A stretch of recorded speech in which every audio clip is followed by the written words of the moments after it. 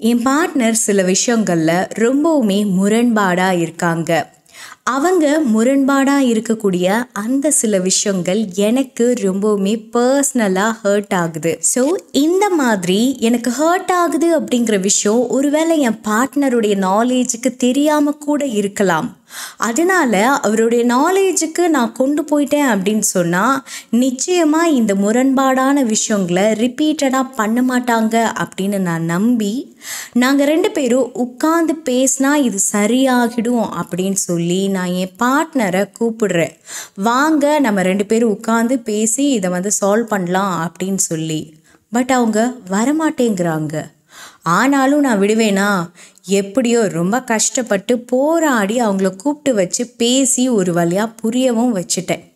அப்பாடா புரிய வச்சாச்சு. என்னுடைய ஹர்ட்டிங்ஸ் பாயிண்ட் எல்லாத்தையும் அவங்கக்கிட்ட புரிய வச்சாச்சு. அவங்களும் புரிஞ்சுக்கிட்டாங்க அப்படிங்கிற நிம்மதி பெருமூச்சோட 4 நாள் நான் நிம்மதியாக தூங்கினேன். மறுபடியும் 5ஆவது நாள் விடிஞ்சது. 4 நாளாக என்னை ஹர்ட் பண்ணாத என் பார்ட்னர் மறுபடியும் என்னைய ஹர்ட் பண்ண ஆரம்பிச்சிட்டாங்க. நான் எந்தெந்த பாயிண்டெல்லாம் எனக்கு பிடிக்காதுன்னு சொன்னனோ, எந்தெந்த பாயிண்ட்ஸ் எல்லாம் எனக்கு பெயினாக இருக்குன்னு நான் சொன்னேனோ அந்த பாயிண்ட்ஸை தெரிஞ்சுமே பண்ண ஆரம்பிக்கிறாங்க. முன்னாடியாச்சும் அவங்களுக்கு நாலேஜ் இல்லை அப்படின்னு நான் நினச்சேன். இப்போ நான் வாய் விட்டே சொல்லிட்டேன் இந்த பர்டிகுலர் விஷயங்களெல்லாம் எனக்கு ஹர்ட் ஆகுது அப்படின்னு சொல்லி. ஆனாலும் அகெயின் மறுபடியும் அவங்க ரீஸ்டார்ட் பண்ணிட்டாங்க. ஸோ நான் அவங்க கூட உட்காந்து பேசினதே நோ யூஸ்ன்னு ஆகி போச்சு. ஸோ நான் என்ன தான் பண்ணுறது? உட்காந்து பேசினா சொல்யூஷன் கிடைக்கும் ரிலேஷன்ஷிப்லன்னு சொன்னாங்க. ஸோ அதனால் உட்காந்து பேசினேன். ஆனால் அது ஏன் யூஸ் ஆகலை அப்படின்னு சொல்லி எக்கச்சக்கமான ரிலேஷன்ஷிப் கவுன்சிலிங்கில் நிறைய பேர் என்கிட்ட ஷேர் பண்ணுறாங்க. உட்காந்து பேசினா உறவுகளுக்குள்ள புரிதல் வந்துடுமா? மிஸ் அண்டர்ஸ்டாண்டிங் சரியாகிடுமா? ஆணுக்கும் பெண்ணுக்கும் உட்கார்ந்து பேசுறதுனால அவங்களுக்கு இடையில இருக்கக்கூடிய பிரச்சனைகள் முடிவுக்கு வந்துடுமா அப்படிங்கிறத பற்றி தான் இந்த வீடியோவின் மூலமாக பார்க்க போகிறோம். அது இல்லாமல் இதற்கான சொல்யூஷன் தான் என்ன அப்படிங்கிறதையும் நம்ம பார்க்க போகிறோம். இந்த இடத்துல நம்ம ரிவைஸ் சைக்காலஜியை பற்றியும் பார்க்க போகிறோம். பாருங்க, இப்போ நீங்கள் லவ் ரிலேஷன்ஷிப்பில் இருந்தாலும் சரி அல்லது மேரேஜ் ரிலேஷன்ஷிப்பில் இருந்தாலும் சரி, உட்கார்ந்து பேசுகிறதுனால நிச்சயமாக ப்ராப்ளம் சால்வ் ஆகாது. அதற்கு பதிலாக இன்னுமே கிரிட்டிக்கலான சுச்சுவேஷனுக்கு தான் இது போகும். ஸோ உட்கார்ந்து பேசுகிறதுக்கு முயற்சி செய்யாதீங்க. புரியுதுங்களா? அதாவது மேரேஜ் ரிலேஷன்ஷிப்பாக இருந்தாலும் சரி அல்லது லவ் ரிலேஷன்ஷிப்பாக இருந்தாலும் சரி, ஒரு பிரச்சனை வந்துருச்சு அப்படின்னாலே வேண்டாம், இந்த ரிலேஷன்ஷிப்பை பிரேக் பண்ண வேண்டாம், நம்ம ஒரு தடவை உட்கார்ந்து பேசுவோம் அப்படின்னு தான் முதல் பிரச்சனை ஸ்டார்ட் ஆகும். ஸோ உட்கார்ந்து பேசினதுக்கு பிறகு தான் குட்டியாக ஸ்டார்ட் ஆன அந்த பிரச்சனை உட்கார்ந்து பேசினதுக்கு பிறகு பெரிய பூதாகரமாக மாறும். கரெக்டுங்களா? ஸோ அதனால உட்கார்ந்து பேசுகிறதே ஃபர்ஸ்ட் தப்பு. அந்த உட்கார்ந்து பேசக்கூடிய அந்த நிலைமைக்கு பதிலாக எப்படி ரிவர்ஸ் சைக்காலஜியை அப்ளை பண்ணலாம் அப்படிங்கிறத தான் நான் தெளிவாக சொல்ல போகிறேன். ஆனால் அதுக்கு முன்னாடி நீங்கள் உட்கார்ந்து பேசுகிறதுனால என்னென்ன மாதிரியான விளைவுகள் வருது அப்படிங்கிற 2 பாயிண்ட்டை நான் உங்களுக்கு ஷேர் பண்ணுறேன். ஃபர்ஸ்ட் ஒன், உங்களுக்கு எதெல்லாம் ஹர்ட் ஆகும் அப்படின்னு உங்களுடைய பார்ட்னருக்கு முன்னாடி தெரியாது. ரேண்டமாக தான் ஹர்ட் பண்ணிட்டு இருந்தாங்க. கரெக்டுங்களா? ஸோ இப்படி பேசினா இவங்களுக்கு ஹர்ட் ஆகுமா, நாம் இந்த மாதிரி ஒரு செயல்பாடு செஞ்சோன்னா அவங்களுக்கு ஹர்ட் ஆகுமா அப்படிங்கிறதெல்லாம் அவங்களுக்கு தெரியாமல் ரேண்டமாக தான் பண்ணிட்டு இருந்தாங்க. ஆனால் இப்போ நீங்கள் அவங்கள புரிய வைக்கிறேன் அப்படிங்கிற பேரில் உட்காந்து பேச வச்சு நமக்கு எந்தெந்த பாயிண்ட்ஸ்லலாம் ஹர்ட் ஆகுது அப்படின்னு நம்ம பார்ட்னருக்கு சொல்லிடுவோம் அப்படிங்கிற பேரில் நீங்களே ஒரு லிஸ்ட் எடுத்து கொடுக்குறீங்க. அன்றைக்கி ஒரு நாள் நான் உட்காந்துருக்கும் போது நீங்கள் என்னை முறைச்சி பார்த்தீங்கல்ல, அது எனக்கு பிடிக்கவே இல்லைங்க. அப்படிங்கும்போது உங்களுக்கு முறைச்சி பார்த்தா பிடிக்காதுங்கிற விஷயத்த அவங்கக்கிட்ட கொடுக்குறீங்க.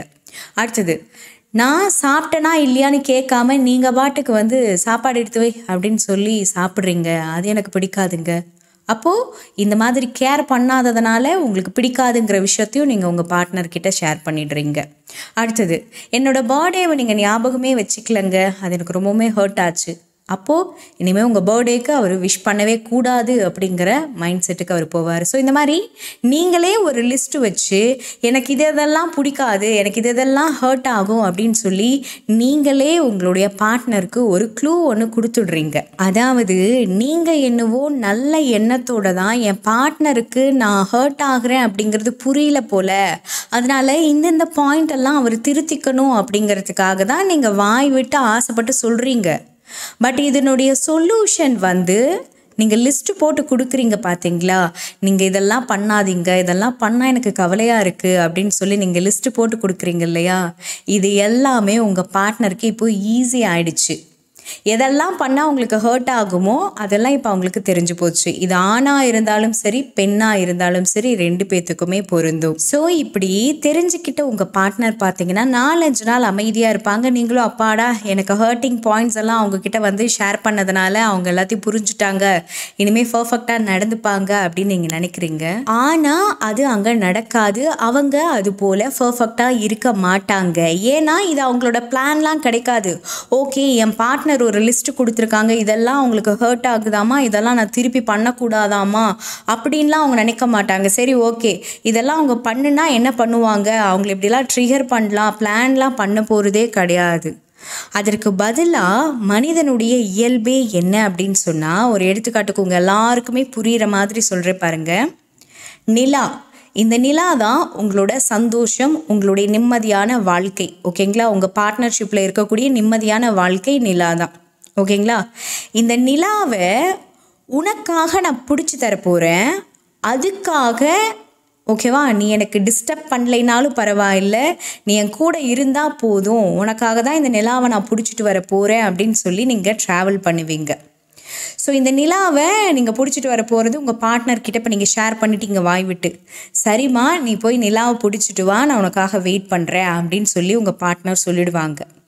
இப்போ இந்த நிலமையில் நீங்கள் நிலாவை பிடிக்கிறதுக்காக ட்ராவல் பண்ணுவீங்க.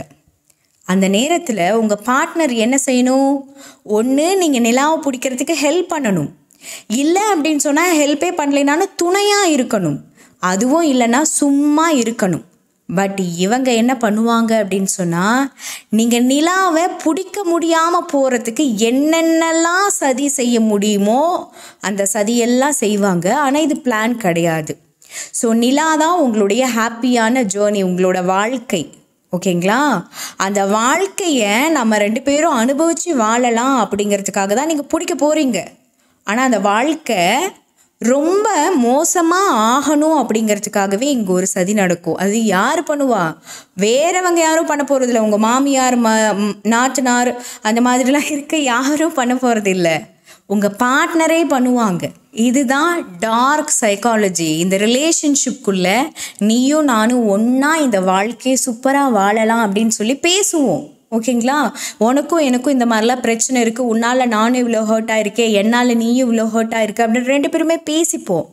ஆனால் அடுத்த நாள் அதை எக்ஸிக்யூட் பண்ணும்போது நீ சந்தோஷமாக இருக்கியா, நீ நிலாவை பிடிக்க போயிட்டுருக்கியா, இப்போ நான் அந்த நிலாவை பிடிக்க போகிறத தடுக்க போகிறேன் அப்படின்னு சொல்லி அது தானாகவே அவங்களுக்குள்ள ஒரு மாற்றம் ஒன்று நிகழும்.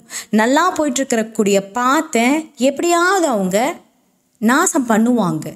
ஏன்னா அதுதான் உங்கள் பார்ட்னருடைய இயல்பாக இருக்கும். உண்மையை சொல்லுங்கள், எத்தனை பேர் இதை எக்ஸ்பீரியன்ஸ் பண்ணியிருக்கீங்க அப்படின்னு சொல்லி.